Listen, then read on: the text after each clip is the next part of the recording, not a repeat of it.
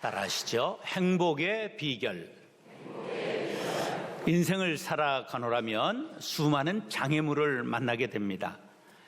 그런데 성경에 장애물을 없애는 방법이 하나님의 말씀을 사랑하고 지키는 것이라고 말씀하고 있습니다. 시작.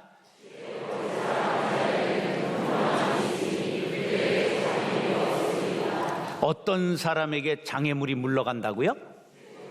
하나님의 말씀을 사랑하고 지키는 사람에게는 장애물이 물러간다. 할렐루야. 그 장애물이 언제나 우리 앞에 나오지만 그것을 디딤돌로 삼느냐 아니면 걸려서 넘어지느냐, 우리가 성공과 실패가 장애물을 어떻게 다루느냐에 있다는 것을 알아야 합니다. 많이 가졌다고 조건이 좋다고 성공하는 것이 아니고 행복하는 것도 아닙니다. 아주 작은 일상에 감사할 줄 아는 사람이 특별한 경우에도 감사할 수 있죠. 아무리 좋은 것을 누려도 감사할 줄 모르면 절대로 행복은 가까이 오지 않습니다. 시루스의 말입니다. 시작.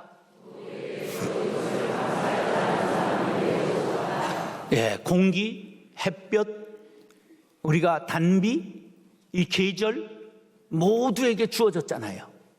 그런데 감사하는 사람은 매우 적다.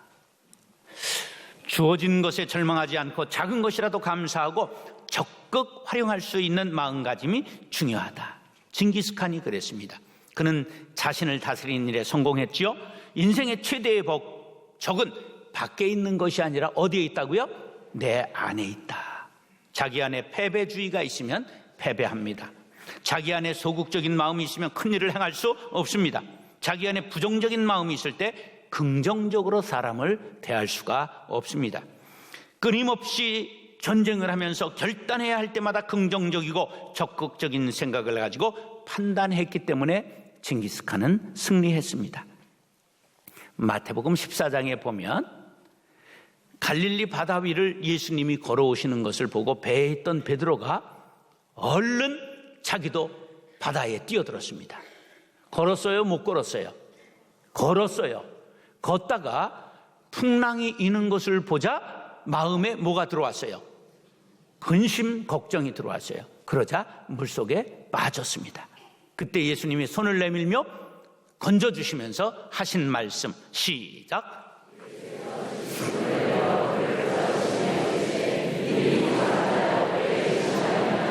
왜 믿음이 적다고요? 의심이 들어오면 믿음이 축소되는 거죠. 믿음을 키우시고 의심을 축소하시기 바랍니다. 베드로가 물에 빠진 것은 환경 때문이 아니라 마음에 근심, 걱정, 우수사려가 들어왔기 때문입니다. 그 순간 믿음이 달아났습니다. 무엇이 문제입니까? 마음의 문제입니다. 그래서 잠언 4장 23절 시작.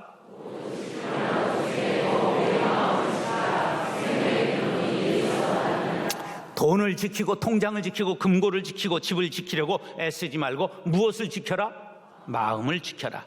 행복의 비결은 마음 갖기에 달려 있습니다. 빌립보서 4장 12절로 13절 시작.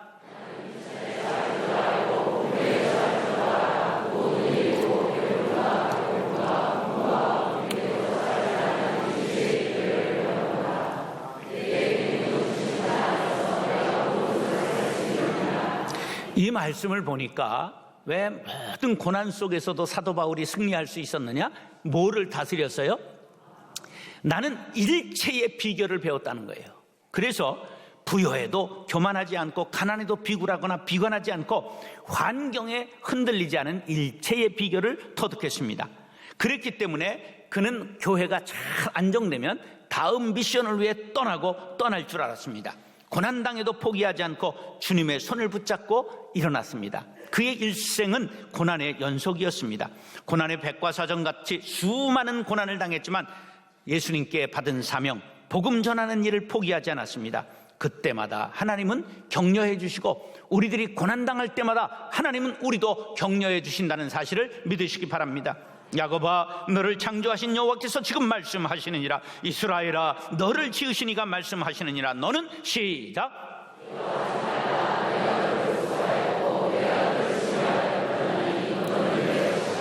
이런 하나님의 그 사랑을 깨닫는 사람들은 우리가 어떤 시련에도 흔들리지 않을 수가 있는 것입니다.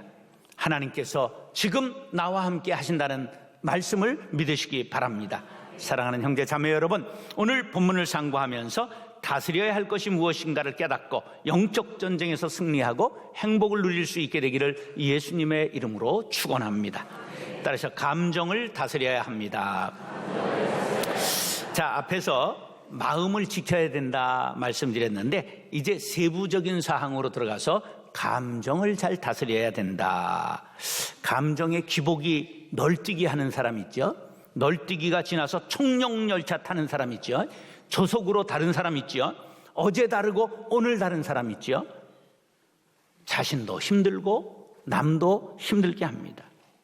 18절 시작.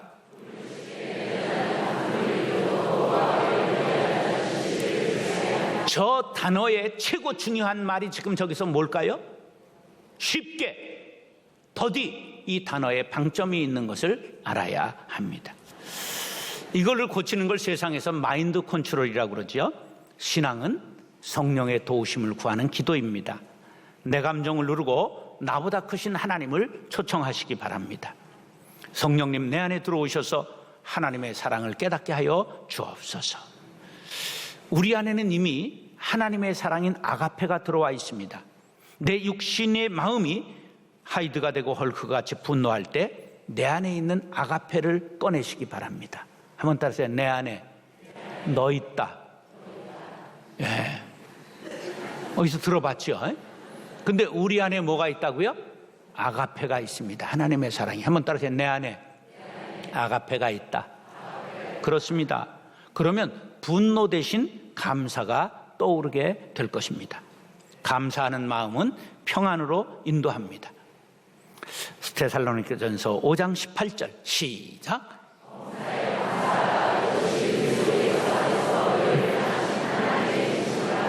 예, 모든 그리스도인을 향한 하나님의 뜻은 모든 일에 감사하는 것입니다. 길가에 장미꽃만 감사하는 것이 아니라 장미꽃에 있는 가시도 감사하는 거죠. 역경에도 감사하라는 말입니다.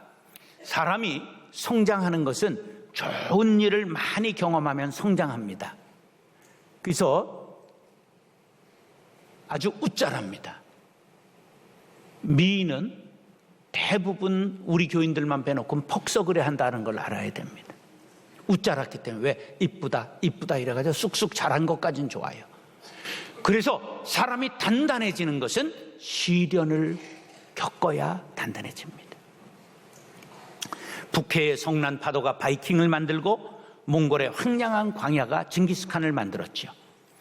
모든 아름다운 꽃들은 흔들리면서 꽃을 피우고 비바람 속에 아름답고 향기로운 꽃이 되지요. 서정주 시인은 나를 키운 것은 파라리 바람이라고 말했고 시인은 이렇게 말했습니다. 시작.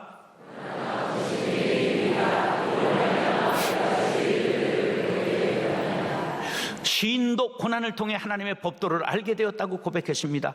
어떤 경우에도 감사하는 태도는 인생을 승리로 장식합니다. 이것이 행복의 비결이지요. 잠언 16장 32절 시작.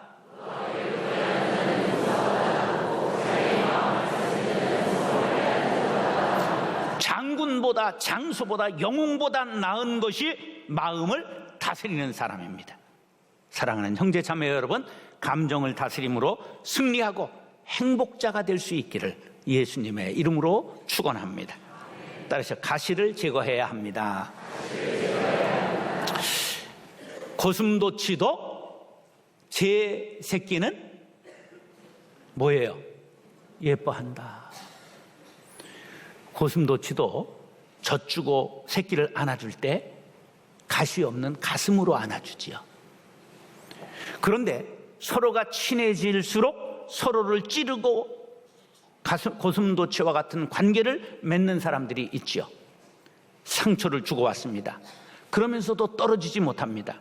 이런 관계를 애증관계라고 말하죠.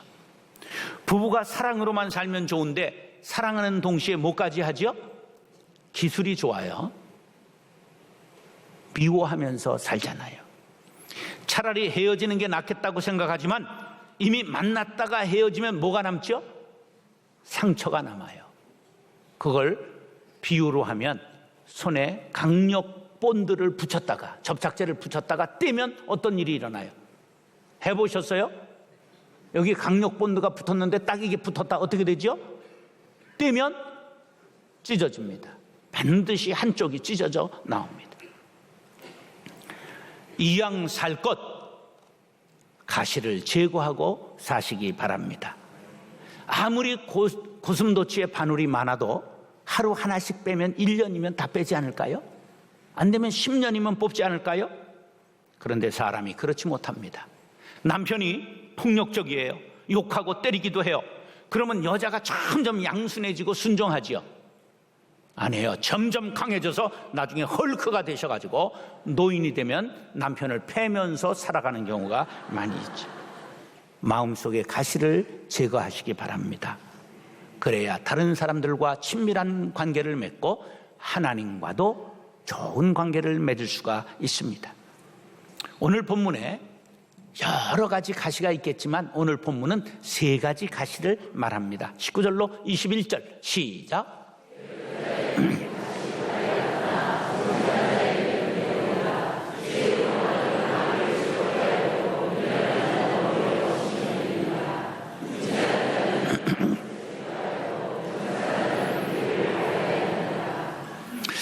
게으름의 가시, 미련의 가시, 무지의 가시를 이야기하고 있습니다.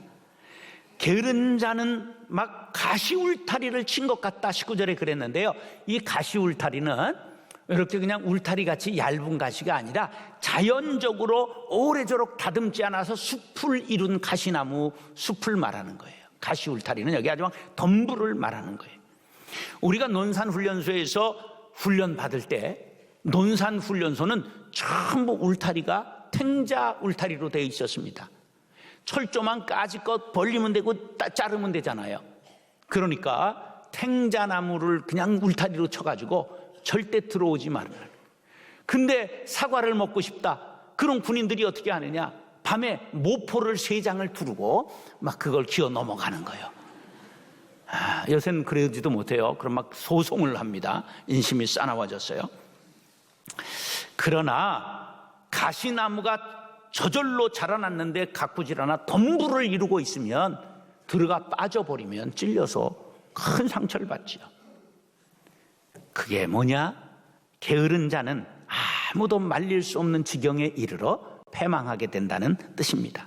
그래서 게으른 자는 어디에 가서 배우라고요? 개미에게 가서 그 하는 것을 보고 지혜를 얻으라. 게으른 자녀를 결코 가볍게 여기지 마십시오. 게으른 사람도 물론 상 타는 경우가 있어요. 멍 때리기 이런 거 있는 거 아십니까? 아무 생각 없이 눈이 멍해가지고 앉아 있어서 1시간, 2시간 앉아 있으면 상 받을 수 있습니다. 그러나 그 상패는 아무짝에 쓸데없다는 것을 아시기 바랍니다. 잠언 6장 9절로 11절 시작.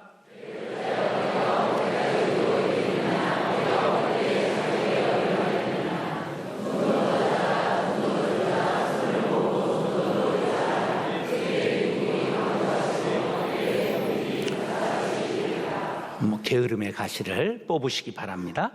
2번째, 미련의 가시를 뽑아야 합니다. 깨끗이 잊지 못하고 끌리는 데가 남아있는 마음을 미련이라고 말해요. 떠날 때는 미련 없이 떠나야 깨끗한 사람이 됩니다. 목회자들이 다른 목회지로 가잖아요. 그럼 전에 있는 교인들하고 계속 이렇게 연락을 주고받는 걸 내통이라고 말합니다. 저 같은 경우는 광산촌에 정말 젊음을 바쳐 일하다가 올라오게 됐는데요. 6년 동안 그쪽을 바라보지 않았습니다. 일체 연락하지 않았어요. 그러다가 그 교회가 어려워져서 부목사님으로 있던 분은 담임으로 보내드렸는데 지금도 역시 그 교회는 어렵습니다. 어떤 목사님들은 계속 부흥회 갔다 왔는데 식사 대접한 사람 전화번호 가지고 와가지고 계속 내통하는 사람이 있어요. 여기서 그러시면 안 됩니다. 미련을 깨끗이 버리고 떠나야 됩니다. 그런데 미련하다는 말은 미련과 달라져요. 터무니없이 고집을 부릴 정도로 매우 어리석고 둔하다. 이게 미련하고 미련하다는 달라져요. 사람이 미련한 것은 어리석고 둔하기 때문에 그 원인이 고집스럽기 때문이에요. 미련한 것, 미련하다, 고집스럽다 이 말과 동일해요. 그래서 옛날부터 미련한 사람을 미련 곰탱이라고 그러잖아요. 그 말이 나온 배경을 제가 전설 따라로 전하겠습니다.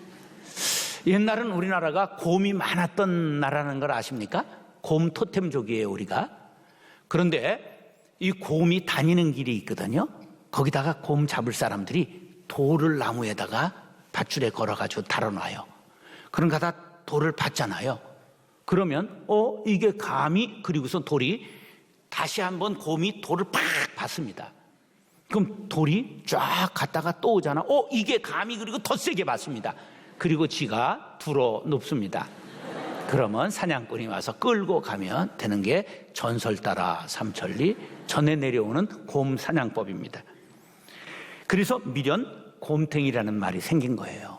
쓸데없는 고집 버려야 됩니다. 자기의 의견을 바꾸거나 고치지 않고 굳게 버티는 것, 그런 상태를 말하죠. 고집을 버리고 미련의 가시를 뽑으시기 바랍니다. 세 번째는 무지의 가시를 뽑아야 됩니다. 아는 것이 없음, 미련하고 우악스러운 걸 말해요. 단순히 무지하면 배우면 되지요. 바보 온달이야? 그러면 평강공주를 만나 배우면 되는 것입니다. 그럼 유능한 장군이 됩니다. 그런데 무지한 사람이 문제가 되는 것은 남의 말을 듣지 않고 배우지 않기 때문입니다. 그러니까 우악스러워져요.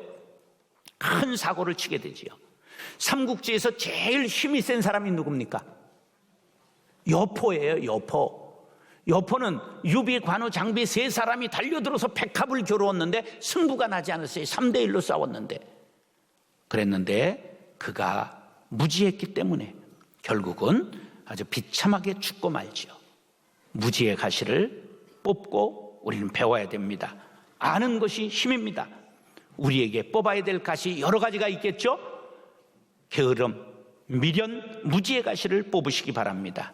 그러면 대로를 걷게 되고 하나님께 영광 돌리게 될 것입니다.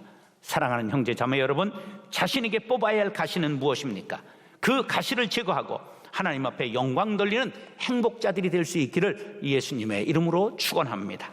따라서 대화를 즐겨야 합니다. 아이들이 자라서 어떤 아버지를 좋아할까? 1번, 용돈을 잘 준다. 돈을 잘 벌어온다. 세 번째, 대화를 잘한다. 네 번째, 훈계를 잘한다. 몇 번? 몰라도 3번이에요. 자녀와 대화를 잘한 아버지를 가장 좋은 아버지로 기억하게 됩니다. 부부간에도 다르지 않습니다. 여자들이 큰 다이아를 바랍니까? 작은 한 송이 장미꽃을 바랍니까? 다이아를 바라지. 근데 그걸 해줄 사람은 없는 거예요. 근데 여자는 작은 것에 감동한다, 그런 말이 있어요. 물론 제가 자격이 있어 하는 말은 아니에요. 30년 실패 끝에 얻은 교훈이다, 그런 말이에요. 이전에 내 맘대로 했던 세월에 참 핥히고 간 상처가 이번에 태풍처럼 심했어요. 우리가 대화 잘해야 됩니다. 대화 원칙이 있어요. 말을 주고 받아라. 꼭 답을 들으려고 하지 말아라. 어떤 사람은 엿장수 후손이기 때문에 말을 잘라먹는 사람도 있고요. 어떤 사람은 말을 했는데 거기에 대한 답이 없는 사람이 있어요. 근데 그 체질이라는 걸 30년 살면서 알게 됐어요. 그게 뭐 무시해서가 아니고 체질적으로 말을 잘 안 받는 사람이 있더라고요. 내가 꼭 미스송을 얘기를 하는 건 아니에요. 그 다음에 가벼운 소재를 다루어요. 민족 통일 방안에 대하여 이런 거 하지 말고 심각한 말을 삼가하라. 먹고 마시면서 하라. 상대방이 쓸데없는 소리 그만해. 그래도 마음 문을 닫지 마십시오. 대화는 토론회도 아니고 세미나도 아닙니다. 시작. 그냥 대화하면 되는 거지. 꼭 정상을 정복하겠다 이런 맘 먹지 말아라. 그냥 대화역으로 가세요. 대화는 그냥 즐기라 그런 말이에요. 서양 사람들은 유머를 즐기지요. 근데 제가 이번에 미국 3주 심평진 목사 모시고 같이 다녔잖아요. 근데 그 미국 사람이거든요. 근데 하나 교훈을 얻었어요. 미국 사람들은 이 조크를 즐긴대요. 근데 우리는 조크하면 사람이 가볍다고 생각하잖아요. 그래서 제가 어렸을 때부터 이 농담을 안 했어요. 그래가지고 지금 이 나이 되도록 성적인 농담을 한 번도 해본 적이 없어요. 예, 그러니까 아주 근엄하게 자랐거든요. 예, 그래서 이렇게 가볍게 얘기를 해야 친구가 되고 마음문을 열고 처음 만나는 사람한테도 그 사람들은 인사하잖아요. 옷이 고우십니다. 이렇게 하잖아요. 반드시 차를 마시고 먹을 때 긴장이 풀어지고 여유가 생겨요. 절대 식사 전에 회의를 하지 마세요. 신경질이 나는 사람이 의외에 많다는 걸 알아야 돼요. 22절로 23절 시작.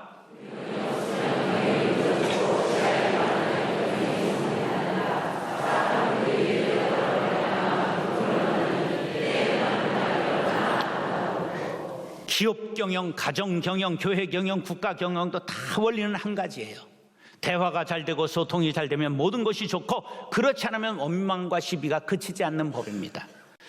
1938년 하버드 대학에서 성인 발달 연구 프로젝트를 시작했어요. 근데 하버드 대학 2학년하고 보스턴 빈민가의 청소년들을 모아가지고 724명을 연구 대상으로 삼았는데 자그마치 75년간 그들의 삶을 다 추적했어요. 몇 년간? 75년간. 그래서 2013년에 어떤 사람이 행복했던가, 행복한 사람을 살았는가를 이것을 조사했는데요. 그중엔 대통령도 하나 나왔고요. 출세한 사람이 있는가 하면 알코올 중독으로 망가진 사람도 있고 다양한 직업군인데요. 2016년 현재 90세가 넘은 사람들 60명이 남아있어요. 행복하고 건강하고 장수한 사람들의 공통점은 학력, 직업, 재물, 명예, 건강보다는 원만한 인간관계를 맺은 사람들이라는 결론에 이르렀습니다. 친밀하고 좋은 관계가 행복을 가져온다는 결론입니다. 50대의 친구가 얼마나 많은가, 긴밀한 친구를 가진 친구가 얼마나 많은 정도가 80세까지의 건강을 좌우하더라 보고서가 말하고 있습니다. 친구가 많은 사람들은 몸만 건강한 것이 아니라 뇌까지 건강해서 치매에 덜 걸리더라 보고서가 말하고 있습니다. 여러분, 관계가 원만치 않은 사람이 있습니까? 밥을 먹으세요. 차를 함께 하세요. 마음이 열릴 때를 기다리시기 바랍니다. 왜 TV만 보면 안 되느냐? TV만 보면 옆에 사람과 대화가 없고 손을 잡지 않잖아요. 함께 손잡고 호수공원을 거니시기 바랍니다. 그리고 대화역 쪽으로 빠져오시기 바랍니다. 아무리 좋은 말이라도 다친 마음에는 소용이 없습니다. 때에 맞는 말이 아름다운 법입니다. 타이밍이 중요합니다. 도저히 안 들어줄 수 없는 분위기를 만든 후에 요청하는 것이 지혜입니다. 기도할 때도 하나님께 감사, 찬송을 먼저 드려서 하나님의 마음이 열렸을 때에 소원을 아뢰야 응답받는다는 사실을 기억하시기 바랍니다. 잠언 25장 11절 시작.